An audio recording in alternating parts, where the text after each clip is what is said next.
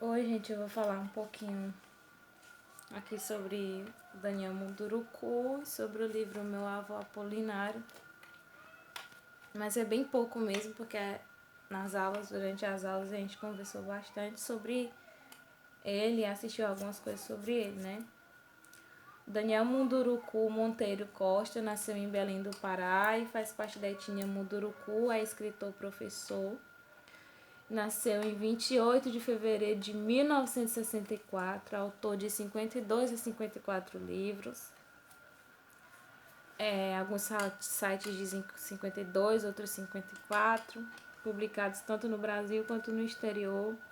Graduado em Filosofia e Pedagogia, tem mestrado e doutorado em Pós-Educação pela USP e pós-doutorado em Linguística pela Universidade Federal de São Carlos. Recebeu já vários prêmios pela uso da sua literatura, né, da forma como ele escreve em defesa dos povos indígenas. É um ativista engajado e presidente da Casa de Saberes Ancestrais e membro da Academia de Letras de São Paulo. E esse livro, Meu Avô Apolinário, ele foi escolhido pela Unesco para receber menção honrosa na categoria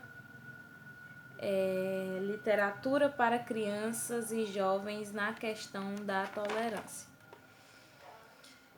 Outra obra dele muito conhecida também é Memórias de Índio, lançada em 2016, que ele subintitula como uma quase biografia,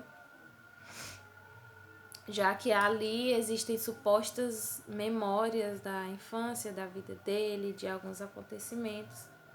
E como nós já sabemos, a principal prioridade da literatura dele é desentortar o pensamento da sociedade em relação aos povos originários indígenas e a como eles se encaixam na sociedade hoje.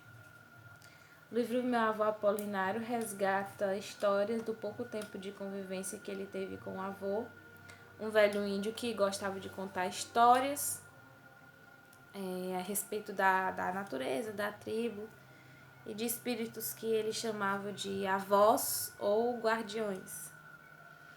E aí o próprio Daniel Munduruku diz que, abre aspas, na verdade não sei muita coisa sobre meu avô, porque eu via muito pouco. No entanto, esse pouco tempo de convivência marcou profundamente a minha memória, a minha vida, formou minha memória, meu coração e o meu corpo de índio, pelo resgate a histórias, costumes e crenças do povo Munduruku. E aí eu separei aqui alguns trechos para falar sobre. Esse livro é um pouco difícil de ter acesso, porque ele não é disponível assim em sites, né? Só é disponível para compra, não para uso assim acadêmico, para leitura, assim, não se encontra ele totalmente disponível. E aí o máximo que eu consegui dele ele é um livro de 48 páginas, e o máximo que eu consegui dele num site foram 28 páginas. E aí eu separei algumas coisas aqui para ler e conversar um pouco sobre. Na página 13 ele diz assim: Maracanã é o nome de um pássaro muito bonito que canta belas melodias ao amanhecer e ao pôr do sol. Também é o nome de um povo indígena que foi dizimado ao longo da história e que não deixou quase nenhum vestígio de sua passagem pelo planeta. O que sabemos é que ele faz parte da memória de alguns povos vizinhos que contam sua saga e seu sofrimento. No lugar da aldeia do povo Maracanã foi erguida uma cidade com esse mesmo nome. Nossa aldeia ficava nesse município e se chamava Terra Alta por causa da localização geográfica. Lá passei os melhores anos da minha vida. Já no início ele vai dar detalhes, né, de em quais lugares ele esteve.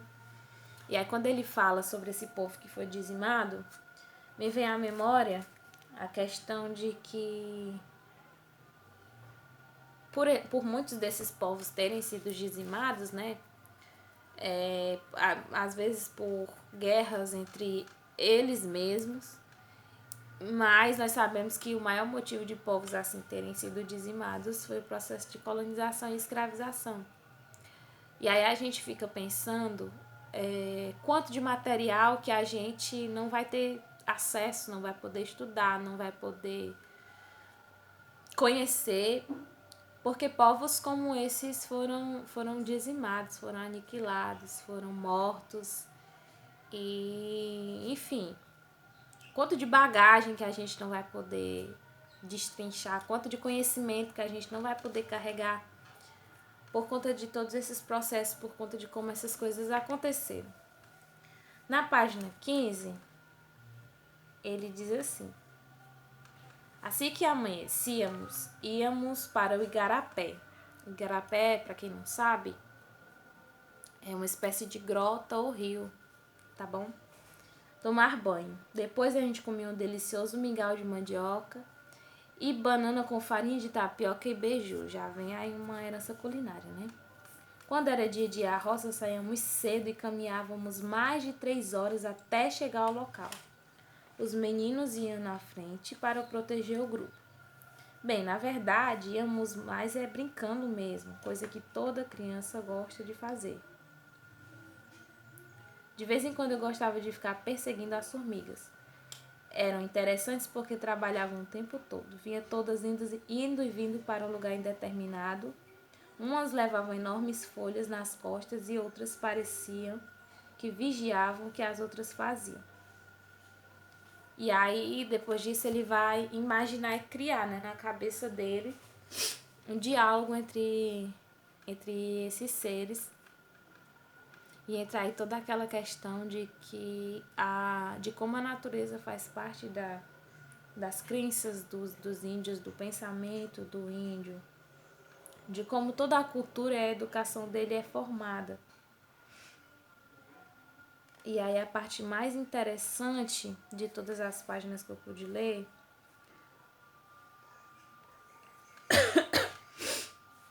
porque eu consegui essas 28 páginas, mas estão bem aleatórias, assim, sabe? Não estão bem organizadas, não.